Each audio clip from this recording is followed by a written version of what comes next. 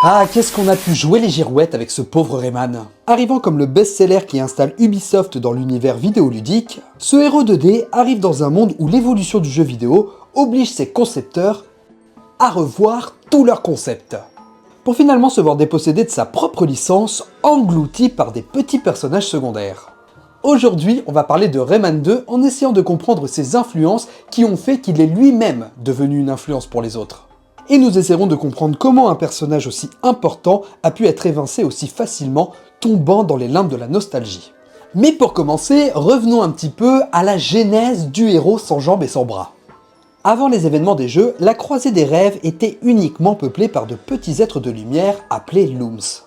Un jour, les Looms se sont mis à penser et se sont incarnés en un être merveilleux, Polocus. Ce dernier décide d'utiliser son pouvoir pour pouvoir peupler la Croisée des Rêves, car le monde de ses rêves devient réalité. Mais c'est malheureusement également le cas pour ses cauchemars. Bettia et d'autres fées décidèrent alors de créer un personnage pouvant lutter contre ces cauchemars. C'est alors que naquit Rayman.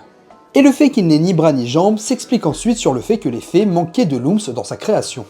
Intéressant de voir qu'une flemme scénaristique peut servir le lore d'une licence. Rayman est un personnage de jeu vidéo créé par Michel Ancel et Frédéric Hood pour Ubisoft. Sa série de jeux vidéo commence en 1995 et à partir de 2017, il devient un messager de l'UNICEF. L'origine de son nom serait potentiellement un hommage à Ethel Rayman, l'un des deux créateurs de jeux vidéo. C'est en 1992 que Michel Ancel va concevoir le personnage et l'animer sur Atari. Et c'est en 1994 qu'Ubisoft lance le projet d'un jeu Rayman. Deux équipes vont se développer de leur côté à Montpellier. Michel Ancel et Frédéric Hood programment le jeu sur Jaguar, puis Ludimedia qui est basé à Montreuil et qui se charge de l'animation et de l'aspect sonore du jeu. Ludimedia prend également en charge l'adaptation de Rayman sur PlayStation et Sega Saturn. Et Rayman est donc associé à un personnage de cartoon qui aurait plusieurs siècles. Il a la particularité de ne posséder aucune jonction entre les membres, il n'a ni bras, ni jambes, ni cou. Ses pieds et ses mains sont ainsi mobiles indépendamment, ce qui lui permet une fluidité de mouvement lors des phases de jeu. Alors bien sûr, ce design avait pour but de faciliter l'animation pour les développeurs. Rayman a un caractère de leader sûr de lui, ce qui contraste avec son physique. Il n'est pas très grand et même plus petit que la plupart des personnages. En apparence, il ne paraît pas fort, mais plutôt chétif, alors qu'en réalité, il cache de grands pouvoirs qui lui permettront de sauver la Croisée des Rêves à maintes reprises. Et dans chaque épisode, Rayman va disposer de différentes capacités. Généralement débloquées successivement à l'avancement du jeu, il peut ainsi lancer son poing, se suspendre, utiliser son poing comme grappin, utiliser ses cheveux comme hélicoptère, ou encore courir. Donc maintenant qu'on a posé les bases, parlons de ce qui nous intéresse aujourd'hui, à savoir Rayman 2. À la suite du succès du premier épisode, c'est en septembre 1996 que le développement de Rayman 2 débute avec une équipe de 80 personnes. Et à la base, les équipes d'Ubisoft pensaient pouvoir reprendre les préceptes de ce qui avait fait le succès du premier opus, en y ajoutant de nouveaux éléments de gameplay tels que la possibilité de se déplacer sur deux plans. Un prototype qui est d'ailleurs disponible sur la version de la PlayStation 1 du jeu.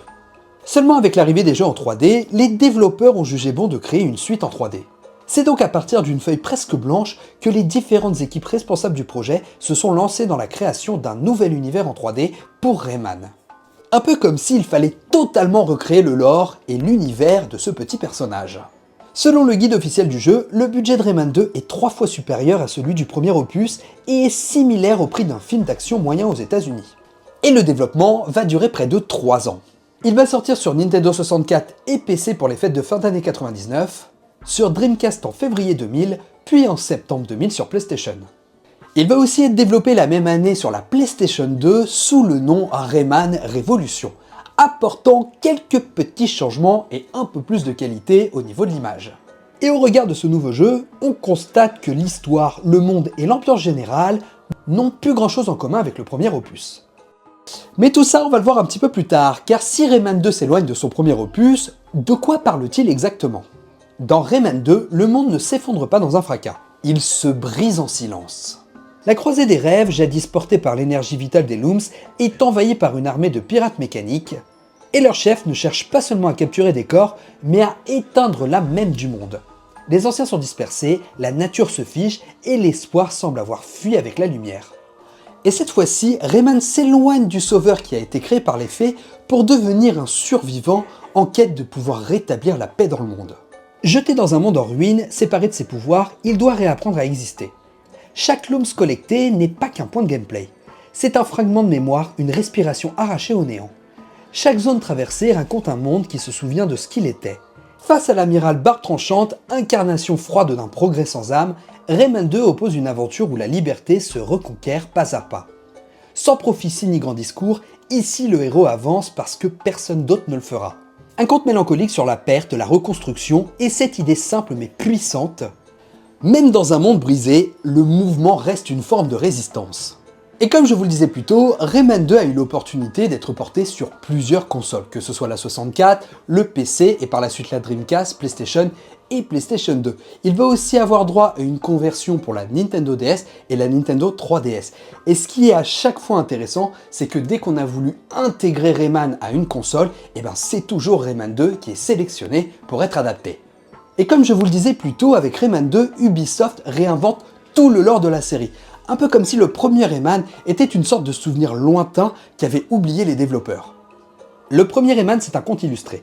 Un monde en 2 dimensions, presque plat, où tout est symbolique. Les décors sont colorés, abstraits, parfois incohérents, mais volontairement.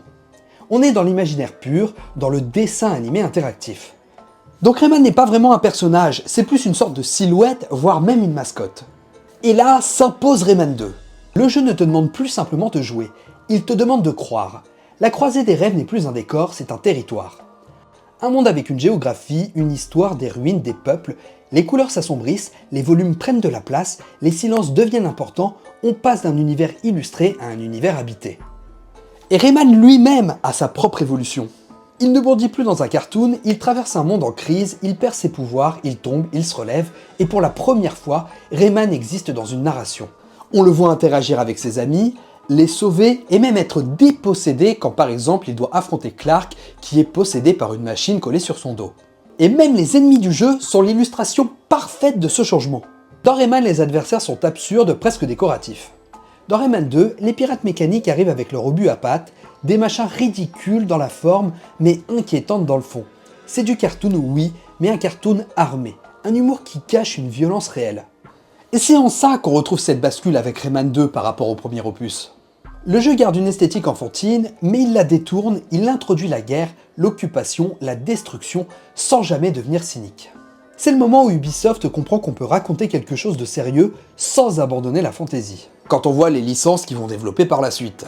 Et paradoxalement, c'est aussi le moment où Rayman cesse d'être une simple mascotte pour devenir un personnage. Donc à la fin des années 90, Rayman se trouve à un carrefour. Pas un supermarché, qu'on s'entende. Rayman 2 vient de sortir et avec lui une reconnaissance nouvelle. Le personnage n'est plus seulement une mascotte colorée, il devient le centre d'un monde, d'un récit, presque d'une mythologie. Ubisoft le sait et Ubisoft tente alors quelque chose. Car à côté du jeu, un projet de série animée va être développé. Pas une rumeur, pas une intention vague, un vrai projet. Avec un épisode pilote produit pour être présenté à des diffuseurs. L'objectif est clair, faire entrer Rayman dans la culture télévisuelle comme Mario ou Sonic avant lui. Et si je vous dis pas de bêtises, un pilote de près de 49 minutes est bien existant et disponible sur YouTube. Je vais vous mettre le lien en description. Il a été conçu comme une vitrine, pas comme un épisode destiné au public, et ce qu'il montre est révélateur. Parce que le Rayman de l'animé est quand même assez différent de ce que va nous proposer le jeu Rayman 2.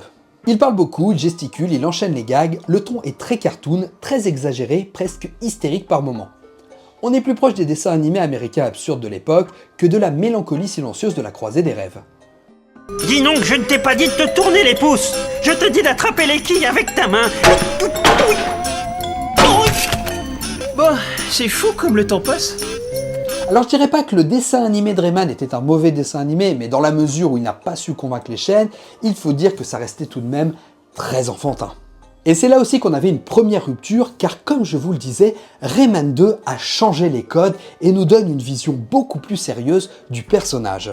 Le public s'est attaché à un héros plus discret, plus contemplatif, plongé dans un monde en ruine, traversé par la perte, l'occupation, la reconstruction. Rayman existe davantage par ce qu'il traverse que par ce qu'il dit. Donc finalement la version télévisuelle de Rayman correspond davantage à l'ancien Rayman, celui du premier jeu. Mais le Rayman que les joueurs ont adopté est déjà loin de cette image depuis longtemps.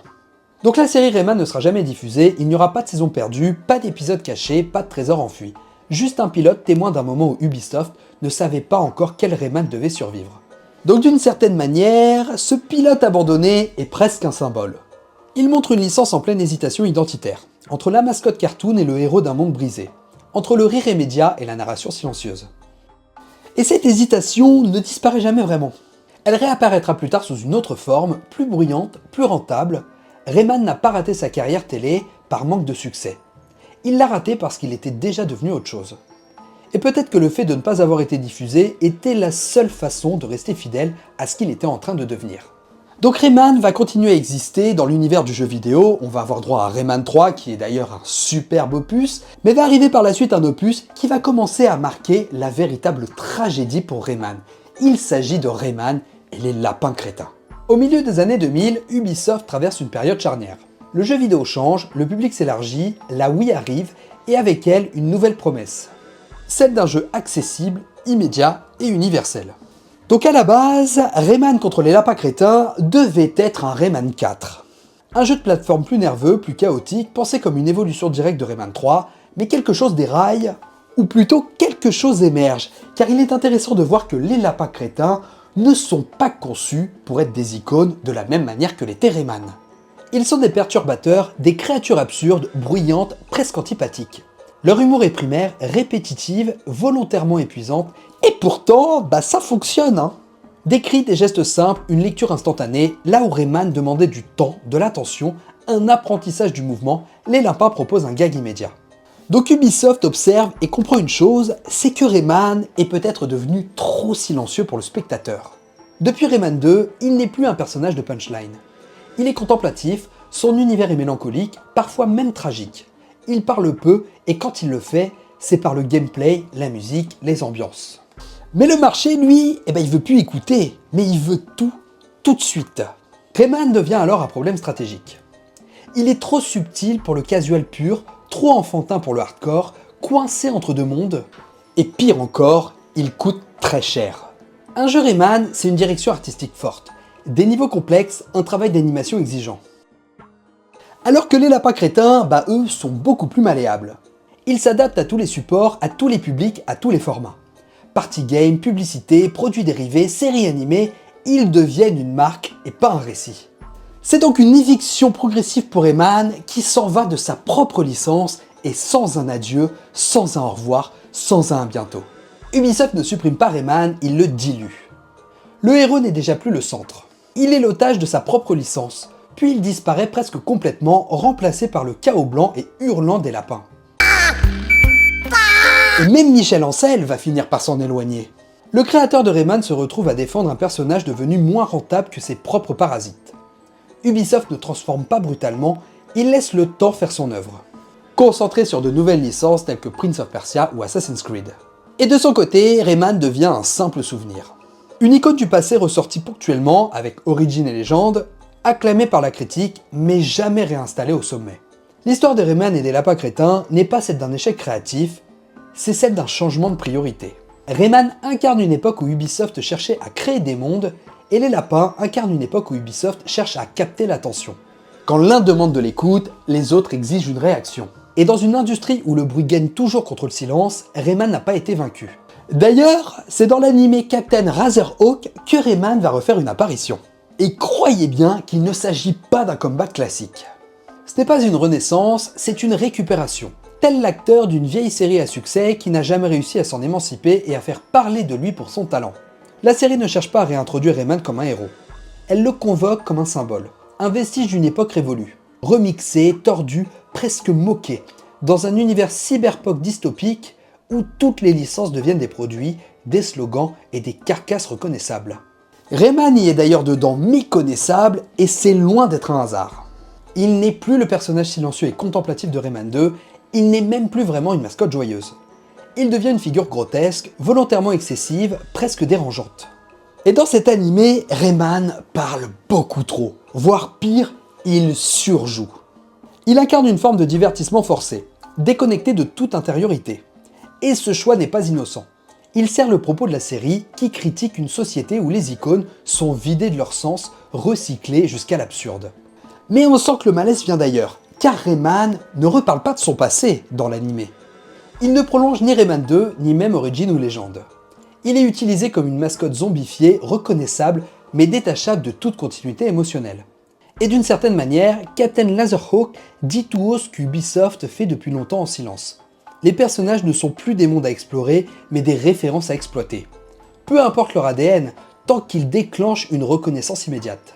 Rayman devient alors un outil de satire. Une satire qui a un goût amer parce qu'elle repose sur un personnage qui autrefois incarnait exactement l'inverse. Le temps long, le silence, l'exploration, la poésie du mouvement. Et donc sa position dans l'animé est assez cruelle pour lui finalement. Il n'est jamais central, il est visible mais il n'est plus porteur de sens, il existe mais il ne raconte plus rien de lui-même, et c'est peut-être là le point le plus révélateur. Rayman n'a pas disparu chez Ubisoft, il a été décontextualisé. Et dans Captain Laserhawk, il n'est ni trahi ni respecté. Il est utilisé consciemment comme un corps vidé, parfaitement adapté à un univers qui parle justement de la mort des idéaux, et de la marchandisation des icônes. Ce Rayman-là n'est pas une promesse d'avenir, c'est un commentaire sur le passé. Et si sa présence dérange autant, ce n'est pas parce qu'elle est ratée, c'est parce qu'elle est terriblement cohérente avec ce que Rayman est devenu dans l'écosystème d'Ubisoft. Un personnage que l'on ressort quand il faut dire quelque chose, mais plus jamais quand il faut construire quelque chose. Maintenant, ce qu'on peut dire, c'est que Rayman est indéniablement l'icône d'une génération. Que ce soit pour son premier opus ou son deuxième, tous les gamers ont une histoire avec lui. Et de mon point de vue, ce personnage a clairement vécu une injustice. À la manière dont il a été évincé de sa propre licence, considéré seulement comme le produit obsolète d'un monde de jeux vidéo qui pourtant avait un public plus que prêt à accueillir un quatrième opus pour notre héros sans bras ni jambes. Rayman est une légende et c'est à nous de militer pour qu'il ait enfin la suite qu'il mérite. Et c'est là-dessus que nous terminerons cette vidéo. Merci beaucoup de l'avoir suivi jusqu'au bout, j'espère qu'elle vous aura plu. N'hésitez pas à liker, partager, commenter, c'est ce qui aide le plus la chaîne. Vous pouvez également devenir membre soutien et avoir accès du contenu en avant-première. En attendant, pensez à vous abonner pour ne pas rater les prochaines vidéos. Moi je vous laisse, ciao les amis.